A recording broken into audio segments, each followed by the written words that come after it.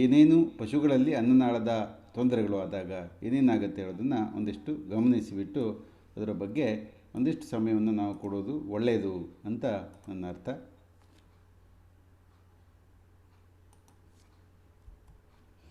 ಅನ್ನನಾಳವೆಂದರೆ ಬಾಯಿಯನ್ನು ಮೆಲುಕು ಚೀಲಕ್ಕೆ ಸಂಪರ್ಕ ಕಲ್ಪಿಸುವಂತಹ ಕೊಳವೆಯಾಕಾರದ ಮೃದು ಮಾಂಸಖಂಡಗಳಿಂದ ಕೂಡಿದಂತಹ ಒಂದು ಅಂಗ. ಎಲ್ಲ ಪಶುಗಳಲ್ಲೂ ಮನುಷ್ಯರಲ್ಲಿಯೂ ಸಹಿತ ಇದು ಇದ್ದೇ ಇದೆ. ಪ್ರತಿ ಪ್ರಾಣಿಯಲ್ಲಿಯೂ ಸಹಿತ ಈ ಕೊಳವೆ ಆಕಾರದ ಅಂಗ ಬಹಳ ಮುಖ್ಯವಾದ ಒಂದು ಪಾತ್ರವನ್ನು ವಹಿಸುತ್ತದೆ.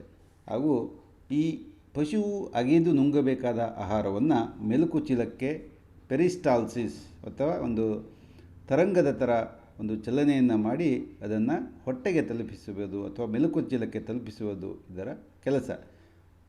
ಅದು ಅಗೆದು ನುಂಗುವ ಆಹಾರವಾಗಲಿ, ನೀರಾಗಲಿ, ದ್ರವವಾಗಲಿ ಯಾವುದಾದ್ರೂ ಸರಿ, ಇದು ನೇರವಾಗಿ ಅದನ್ನು ಅನ್ನನಾಳದಿಂದ ಮೂಲಕ ಕಳಿಸುವ ಒಂದು ವ್ಯವಸ್ಥೆಯನ್ನು ಹೊಂದುತ್ತದೆ. ಸಾಮಾನ್ಯವಾಗಿ ಇದರಲ್ಲಿ ಆಹಾರದ ಏಕಮುಖ ಚಲನೆ ಅನೇಕ ಸಲ ಇರುತ್ತೆ.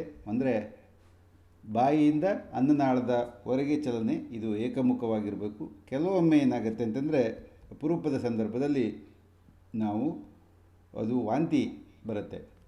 ಇಲ್ಲಿ ಒಂದು ಗಮನಿಸಬಹುದು, ಅನ್ನನಾಳ ಸಾಮಾನ್ಯವಾಗಿ ಮೇಲ್ಭಾಗಕ್ಕೆ ಇರುತ್ತೆ. ಇದು ಕೆಳಗಡೆದು ಇದು ಟ್ರೇಕಿಯಾ ಅಥವಾ ವಿಂಡ್ ಪೈಪ್ ಅಂತ ಹೇಳ್ತಾರೆ. ಇದಕ್ಕೆ ಹೋದರೆ ಶ್ವಾಸಕೋಶಕ್ಕೆ ಹೋಗುವ ಸಾಧ್ಯತೆ ಇದೆ. ಇದನ್ನು ಯೂಸೆಫೆಗಸ್ ಅಥವಾ ಅನ್ನನಾಳ ಅಂತ ಕರೀತಾರೆ. ಸಾಮಾನ್ಯವಾಗಿ ಈ ರೀತಿ ಸ್ಟಮಕ್ ಟ್ಯೂಬನ್ನು ನಾವು ಜಾನುವಾರುಗಳಲ್ಲಿ ಪಾಸ್ ಮಾಡ್ತೀವಿ.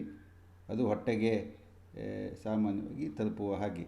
ಅನ್ನನಾಳದ ಉರಿಯೂತ, ಅಲ್ಸರುಗಳು, ಹುಣ್ಣುಗಳು, ಕ್ಯಾನ್ಸರ್, ಗಡ್ಡೆಗಳು, ಸಿಸ್ಟುಗಳು ಮತ್ತು ಮಾವಿನಕಾಯಿ ಇತ್ಯಾದಿಗಳು ಕೆಲವೊಮ್ಮೆ ಅಡ್ಡ ಸಿಕ್ಕಿಕೊಂಡು ತೊಂದರೆಯನ್ನು ಕೊಡ್ತವೆ ಪಶುಗಳಲ್ಲಿ. ಆಗ ನಾವೇನು ಮಾಡಬೇಕಾಗಂತಂದರೆ ಈ ಅಡ್ಡ ಸಿಕ್ಕಿಕೊಂಡ ವಸ್ತುಗಳನ್ನು ನಾವು ತೆಗೆದು ಅವುಗಳಿಂದ ಜಾನುವಾರುಗಳನ್ನು ಬಚಾವ್ ಮಾಡಬೇಕಾಗತ್ತೆ. ಇದು ಸಹಿತ ಬಹಳ ಮುಖ್ಯವಾದ ಒಂದು ಅಂಶ. ಇನ್ನು ಅನ್ನನಾಳದಲ್ಲಿ ಅಡ್ಡ ಸಿಕ್ಕುವಿಕೆ ಕೆಲ ಬಾಹ್ಯ ವಸ್ತುಗಳು ಅನ್ನನಾಳದಲ್ಲಿ ಅಡ್ಡ ಸಿಕ್ಕಿಕೊಂಡು ಅಗಿದ ಆಹಾರವು ಮೆಲುಕು ಚೀಲಕ್ಕೆ ಹೋಗದಂತೆ ತಡೆಗಟ್ಟಿ ಬಿಡುತ್ತವೆ. ಇದು ಸಹಿತ ಅನೇಕ ಸಲ ಪಶುಗಳಲ್ಲಿ ಒಂದು ಸಾಮಾನ್ಯವಾದ ಒಂದು ಸಮಸ್ಯೆ. ಇದಕ್ಕೆ ಚೋಕ್ ಎಂದು ಕರೆಯುತ್ತಾರೆ. ಅಂದರೆ ಡ್ಯಾಶ್ ಎಂಬ ಪರಿಸ್ಥಿತಿಯಲ್ಲಿ ಅನ್ನನಾಳದಿಂದ ಜಠರಕ್ಕೆ ಅನ್ನ ಹೋಗಲ್ಲ, ಅಥವಾ ಮೆಲುಕು ಚೀಲಕ್ಕೆ ಅಥವಾ ರುಮೆನ್ ಇದಕ್ಕೆ ಹೋಗಲ್ಲ, ಅಥವಾ ಜಾಲಜಠರಕ್ಕೆ ಹೋಗಲ್ಲ ಅಂತ. ಕೆಲವೊಮ್ಮೆ ಸುಲಭವಾಗಿ ಇದು ಜಾರಿ ಹೋಗಬಹುದು, ಅಥವಾ ದೊಡ್ಡ ಗಾತ್ರದ ವಸ್ತುವಾಗಿದ್ದರೆ ಜೀವಕ್ಕೆ ಮಾರಕ ಆಗಿಬಿಡ್ಬೋದು. ಇದು ಸಹಿತ ಬಹಳ ಸತ್ಯವಾದ ಒಂದು ವಿಚಾರ. ಇದಲ್ಲದೆ ಈ ರೀತಿ ಅನ್ನನಾಳವು ಬಂದಾಗದ ಸಂದರ್ಭದಲ್ಲಿ ಮೂಗು ಮತ್ತು ಬಾಯಿಯಿಂದ ತಿಂದ ಆಹಾರವು ಹೊರಗೆ ಬರುತ್ತದೆ. ಅದಲ್ಲದೆ ಕೆಲವೊಮ್ಮೆ ಶ್ವಾಸನಾಳದ ಮೂಲಕ ಶ್ವಾಸಕೋಶಕ್ಕೆ ಹೋಗಿ ನ್ಯೂಮೋನಿಯಾ ಸಹ ಆಗುವ ಸಾಧ್ಯತೆ ಇದೆ. ನ್ಯೂಮೋನಿಯಾ ಅಂತಂದರೆ ಶ್ವಾಸಕೋಶದ ಉರಿಯೂತ. ಇದು ಕೆಲವೊಮ್ಮೆ ಏನೇ ಸಿಕ್ಕಿಳ್ಬೋದು ಅಂತಂದರೆ ಹಲಸಿನ ಗುಜ್ಜು, ಮಾವಿನಕಾಯಿ ಅಥವಾ ಅದರ ಹೊರಟೆ, ಸೇಬು, ಜೋಳದ ತೆನೆ, ಬೀಟ್ರೂಟ್ ಗಡ್ಡೆ, ಈರುಳ್ಳಿ, ಗೆಣಸು ಇತ್ಯಾದಿ ಗಟ್ಟಿಯಾದಂತಹ ವಸ್ತುಗಳು ಅನ್ನನಾಳದಲ್ಲಿ ಸಿಕ್ಕಿಕೊಳ್ಳಬಹುದು. ಅದಕ್ಕೆ ಕಾರಣ ಮೆಲುಕು ಚೀಲದಲ್ಲಿ ಗಂಟೆಗೆ 40 ರಿಂದ 60 ಲೀಟರ್ನಷ್ಟು ಮಿಥೇನ್, ಕಾರ್ಬನ್ ಡೈಆಕ್ಸೈಡ್, ಇದಲ್ಲದೆ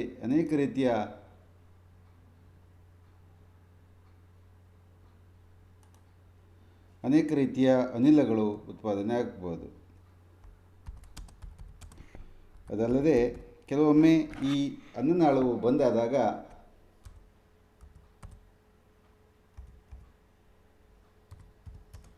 ಏನಾಗುತ್ತೆ, ಸಾಕಷ್ಟು ಗ್ಯಾಸ್ಗಳು ತುಂಬಿಕೊಂಡು ಬಿಟ್ಟು ಏನಾಗುತ್ತೆ, ಒತ್ತಡ ಜಾಸ್ತಿ ಆಗುತ್ತಾ ಒಫೆಯ ಮೇಲೆ ಒತ್ತಡ ಜಾಸ್ತಿ ಆಗುತ್ತೆ. ಆಗೇನಾಗುತ್ತೆ ಅಂತಂದರೆ ಹಾಗೆ ಶ್ವಾಸನಾಳಕ್ಕೆ ತೊಂದರೆ ಉಂಟಾಗುತ್ತೆ. ಶ್ವಾಸಕೋಶಕ್ಕೆ ತೊಂದರೆ ಆದಾಗ ಪಶು ಮರಣವನ್ನು ಅಪ್ಪಬಹುದು.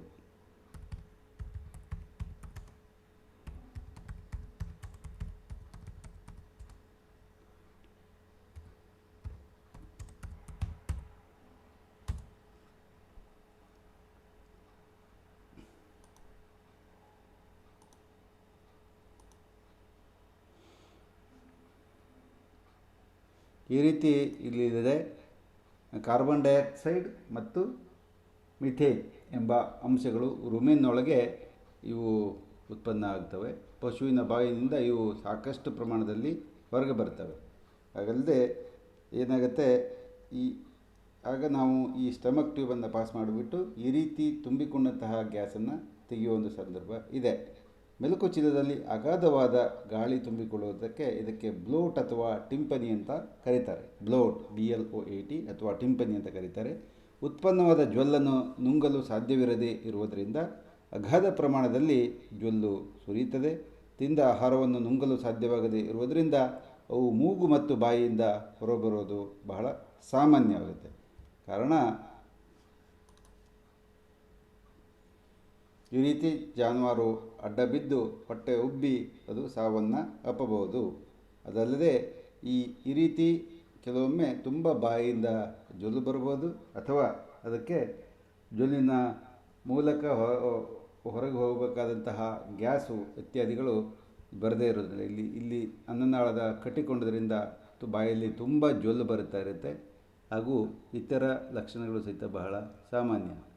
ಹಾಗೆಯೇ ಅನ್ನನಾಳು ಕಟ್ಟಿಕೊಂಡಾಗ ಬಾಯಿಯಿಂದ ತುಂಬ ಜೊಲ್ಲು ಬರುವುದು ಸಾಧ್ಯತೆ ಜಾಸ್ತಿ ಇದೆ. ಪ್ರಾಣಿಗಳು ಗಂಟಿನಲ್ಲಿ ಸಿಕ್ಕಿ ಹಾಕಿಕೊಂಡಂತಹ ಕೂಡಲೇ ಇದಕ್ಕಿದ್ದ ಹಾಗೆ ಗಾಬರಿ ಆಗಿಬಿಡ್ತವೆ. ಇದು ಬಹಳ ಮುಖ್ಯವಾಗಿ ಗಮನಿಸಬೇಕಾದಂತಹ ಒಂದು ಲಕ್ಷಣ. ಕುತ್ತಿಗೆಯನ್ನು ಉದ್ದಕ್ಕೆ ಚಾಚಿ ವಸ್ತುವನ್ನು, ಅಲ್ಲಿ ಸಿಕ್ಕಂಥ ವಸ್ತುವನ್ನು ಹೊರಹಾಕಲಿಕ್ಕೆ ರಿಫ್ಲೆಕ್ಸ್ ಅಥವಾ ಅವುಗಳ ಅನಿಯಮಿತವಾದ ಒಂದು ಪ್ರಯತ್ನ ಸಾಗುತ್ತದೆ. ಪುನಃ ಮೇವನ್ನು ತಿನ್ನಲು ಹಾಗೂ ನೀರನ್ನು ಕುಡಿಯಲು ಪ್ರಯತ್ನಿಸಿದಾಗ ಅದು ಬಾಯಿಯಿಂದ ಮತ್ತು ಮೂಗಿನಿಂದ ಹೊರಗೆ ಬರುತ್ತೆ. ಈ ರೀತಿ ಆದಾಗ ನಾವು ಈ ಅನ್ನನಾಳದಲ್ಲಿ ಏನೋ ಒಂದು ಸಿಕ್ಕಿ ಹಾಕಿಕೊಂಡಿದೆ ಅಂತ ಒಂದು ಪ್ರಯತ್ನವನ್ನು ನಾವು ಮಾಡಬಹುದು.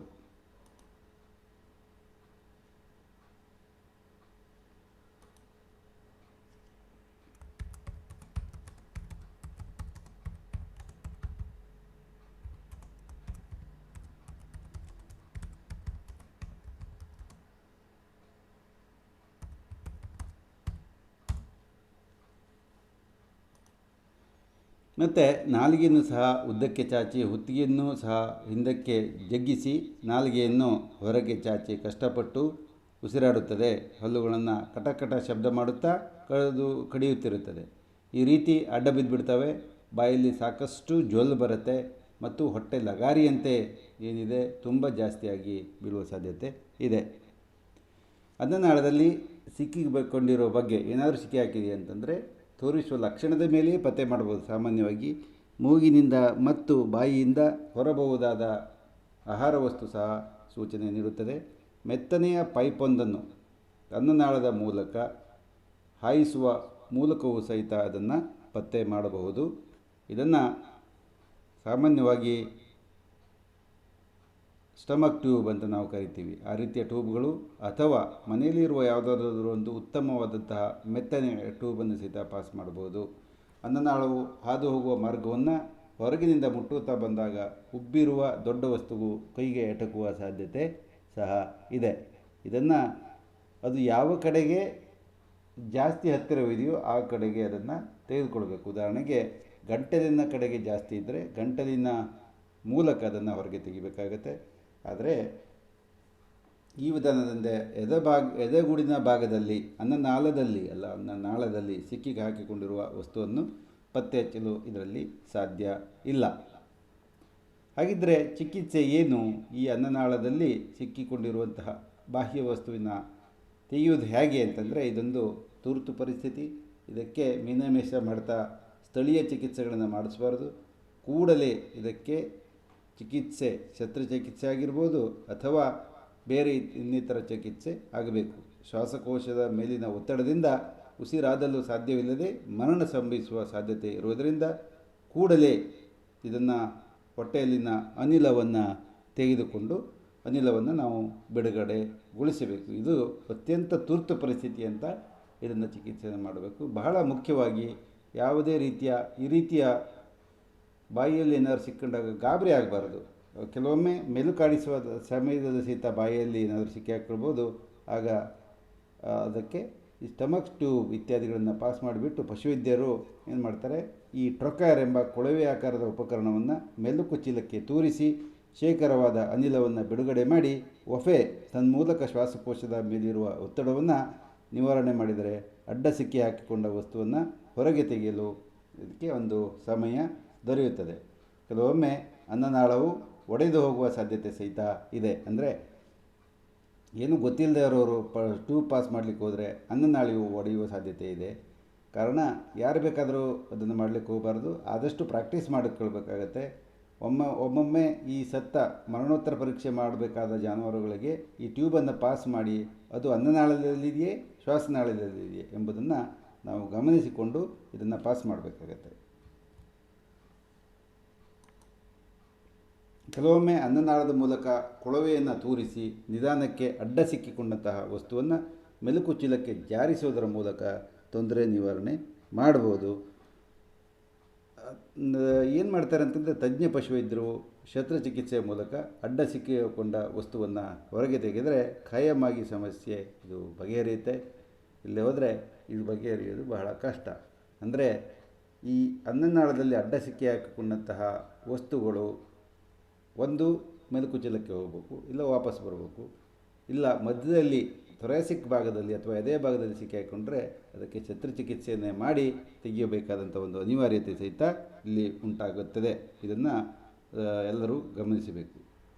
ತಡೆಗಟ್ಟುವಿಕೆ ಹೇಗಿದ್ದರೆ ಪಶುಗಳಿಗೆ ಗಟ್ಟಿಯಾದ ಒರಟಾದ ವಸ್ತುಗಳನ್ನು ತಿನ್ನಲಿಕ್ಕೆ ಕೊಡಬಾರ್ದು. ಏನು ಬೇಕಾದ್ರೂ ಜಾನುವಾರು ತಿನ್ನುತ್ತೆ ಎಂಬ ಒಂದು ಅತಿಯಾದ ಆತ್ಮವಿಶ್ವಾಸ ಬಿಡುವೇ ಬೇಡ.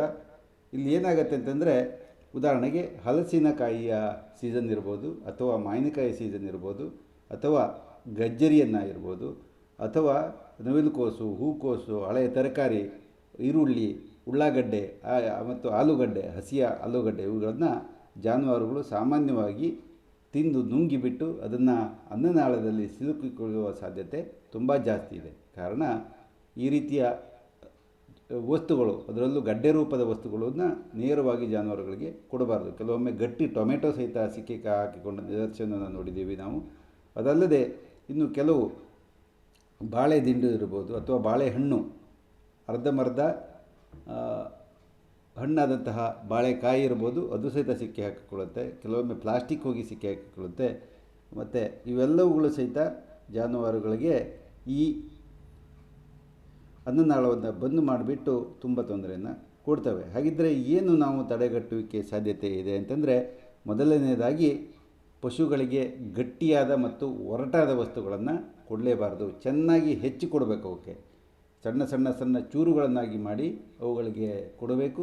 ನಮ್ಮಲ್ಲಿ ಈ ಚಾಪ್ ಕಟರ್ ಅಂತ ಇರುತ್ತೆ, ಅದನ್ನು ಬಳಸಿಬಿಟ್ಟು ಈ ವಸ್ತುಗಳನ್ನು ಚೂಪಾಗಿ ಸಣ್ಣ ಸಣ್ಣ ವಸ್ತುಗಳಾಗಿ, ಅನ್ನನಾಳವು ಅತ್ಯಂತ ಚಿಕ್ಕದಾದ ಒಂದು 5ರಿಂದ 6 ಸೆಂಟಿಮೀಟರ್ ಗಾತ್ರದ ವಸ್ತುಗಳು ಇದರಲ್ಲಿ ಹೋಗಲ್ಲ. ಕಾರಣ ಅದಕ್ಕಿಂತ 2ರಿಂದ 3 ಸೆಂಟಿಮೀಟರ್ ಗಾತ್ರದ ವಸ್ತುಗಳನ್ನಾಗಿ ನಾವು ಕೊಡಬೇಕು. ಮತ್ತು ಇದರಲ್ಲಿ ಏನಿರುತ್ತೆ ಅಂತಂದರೆ, ಅನ್ನನಾಳ ಇಲ್ಲಿದೆ, ಬಾಯಿಯಿಂದ ಅನ್ನನಾಳ, ಇದರ ಮಧ್ಯದಲ್ಲಿ ಎಲ್ಲಿ ಬೇಕಾದರೂ ಸಿಕ್ಕಿ ಹಾಕಿಕೊಳ್ಳಬಹುದು. ಅದರಲ್ಲೂ ಈ ಮಧ್ಯಭಾಗದಲ್ಲಿ ಬಾಹ್ಯ ವಸ್ತು ಸಿಕ್ಕಿ ಹಾಕಿಕೊಳ್ಳೋದು ಅತ್ಯಂತ ಸಾಮಾನ್ಯ. ಆಗೇನಾಗುತ್ತೆ ಅಂತಂದರೆ, ಈ ರುಮೆನ್ನಲ್ಲಿರುವಂತಹ ವಿವಿಧ ಅಮೋನಿಯಾ, ಮಿಥೇನ್ ಮತ್ತು ಕಾರ್ಬನ್ ಡೈಆಕ್ಸೈಡ್ ಈ ರೀತಿಯ ಯಾವುದೇ ಗ್ಯಾಸ್ಗಳು ಹೊರಗಡೆ ಹೋಗಲ್ಲ, ಮತ್ತು ಹೊರಗಡೆಯಿಂದ ಯಾವುದೇ ವಸ್ತು ಒಳಗಡೆ ಬರಲ್ಲ. ಆಗ ಅಗಾಧ ಪ್ರಮಾಣದಲ್ಲಿ ಈ ಗ್ಯಾಸ್ ಈ ಹೊಟ್ಟೆಯ ಒಳಗೆ ಶೇಖರ ಮಾಡಿಕೊಂಡು ಅದು ಏನಾಗುತ್ತೆ, ಈ ಶ್ವಾಸಕೋಶದ ಮೇಲೆ ಒತ್ತಡ ಬೀಳುತ್ತೆ. ಶ್ವಾಸಕೋಶದ ಮೇಲೆ ತುಂಬ ಜಾಸ್ತಿ ಒತ್ತಡ ಇದ್ದಾಗ ಉಸಿರಾಡಲಿಕ್ಕೆ ಕಷ್ಟ ಆಗಿಬಿಟ್ಟು ಪಶು ಮರಣವನ್ನು ಹೊಂದುವ ಒಂದು ಸಾಧ್ಯತೆ ತುಂಬ ಜಾಸ್ತಿ ಇದೆ. ಕಾರಣ ಅತ್ಯಂತ ಹುಷಾರಾಗಿ ಇದನ್ನು ಗಮನಿಸೋದು ಬಹಳ ಒಳ್ಳೆಯದು. ಇದು ಅನ್ನನಾಳ ಇರುವಂತಹ ಒಂದು ಭಾಗ ಇದೆ. ಇಲ್ಲಿ ನಾವು ಸರ್ಜರಿ ಅಥವಾ ಆಪರೇಷನ್ ಮಾಡಬೇಕಾದ್ರೆ ಇಲ್ಲಿ ಇರುವಂತಹ ಜುಗುಲಾರ್ ವೇನ್ ಅಂತ ಒಂದು ಅಭಿಧಮನಿ ಇರುತ್ತದೆ, ಜುಗುಲಾರ್ ಅಭಿಧಮನಿ, ಅದನ್ನು ಗಮನಿಸಿಕೊಂಡು ಬಿಟ್ಟು ಶಸ್ತ್ರಚಿಕಿತ್ಸೆಯನ್ನು ಮಾಡಬೇಕು. ಹಾಗೆಯೇ ಇಲ್ಲಿ ಕ್ಯಾರೋಟಿಡ್ ಆರ್ಟ್ರಿ ಎಂಬ ಒಂದು ಅಪಧಮನಿ ಸಹಿತ ಇರುತ್ತೆ. ಇವನ್ನೆಲ್ಲವನ್ನು ಬಹಳ ಸೂಕ್ಷ್ಮವಾಗಿ ಗಮನಿಸಿಕೊಂಡು ಅದನ್ನು ಹೇಗೆ ಬೇಕಾದ್ರೆ ಹಾಗೆ ಖಂಡಿತ ಕೊಯ್ಯಬಾರ್ದು. ಶಸ್ತ್ರಚಿಕಿತ್ಸೆಯನ್ನು ಮಾಡಬೇಕಾದ್ರೆ ಬಹಳ ಕಾಳಜಿಯನ್ನು ವಹಿಸಿ ಮಾಡಬೇಕಾಗುತ್ತೆ. ಆ 2 ನಾಳಗಳು, ಜುಗುಲಾರ್ ಅಭಿಧಮನಿ ಮತ್ತು ಕ್ಯಾರೋಟಿಡ್ ಅಪಧಮನಿ, ಅವು ಎರಡನ್ನ ಗಮನಿಸಿಬಿಟ್ಟು ಅವಕ್ಕೆ ಯಾವುದೇ ರೀತಿಯ ತೊಂದರೆ ಆಗದ ಹಾಗೆ, ಧಕ್ಕೆ ಆಗದ ಹಾಗೆ ನಾವು ಅದನ್ನು ಮಾಡಬೇಕಾಗತ್ತೆ. ಹಾಗೂ ಇಲ್ಲಿ ಅನ್ನನಾಳವನ್ನು ಛೇದಿಸಿಬಿಟ್ಟು ಅಲ್ಲಿ ಸಿಕ್ಕಿ ಹಾಕಿಕೊಂಡಂತಹ ವಸ್ತುಗಳನ್ನು ತೆಗೆದು ಪುನಃ ಹೊಲಿಗೆಯನ್ನು ಹಾಕಬೇಕು. ಮತ್ತು ಕೆಲವೊಮ್ಮೆ ಏನಾಗುತ್ತೆ, ಅನ್ನನಾಳಕ್ಕೆ ಧಕ್ಕೆ ಆದಾಗ ಅಲ್ಲಿಂದ ಸೀಪೇಜ್ ಆಗುವ ಸಾಧ್ಯತೆ ಇದೆ. ಕಾರಣ ಅದನ್ನು ಸಹಿತ ಬಹಳ ಸೂಕ್ಷ್ಮವಾಗಿ ಗಮನಿಸಿಕೊಂಡು ಬಿಟ್ಟು ಉತ್ತಮವಾದ ಚಿಕಿತ್ಸೆಯನ್ನು ಪಶುವಿಗೆ ಮಾಡಿ ಅವುಗಳನ್ನು ಉಳಿಸಿಕೊಳ್ಬೇಕಾಗುತ್ತೆ. ಇದಿಷ್ಟು ಇವತ್ತಿನ ಒಂದು ಪಾಠದ ವಿಷಯ.